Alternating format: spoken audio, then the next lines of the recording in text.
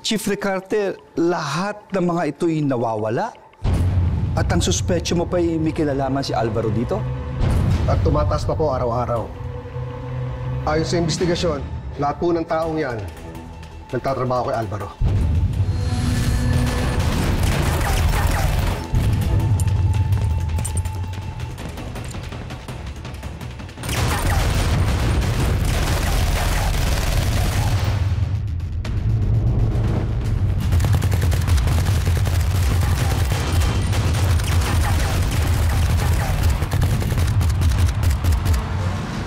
Tataas si Alvaro!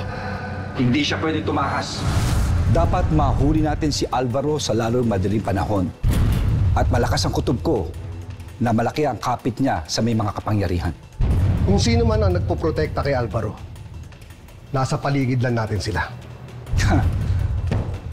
Hindi ako papayag na may anay sa ating hanay. Imbestigahan mo ito, Ricarte. Pagtulungan nating mahuli ang taong ito. Makakasa po kayo, Sekretary.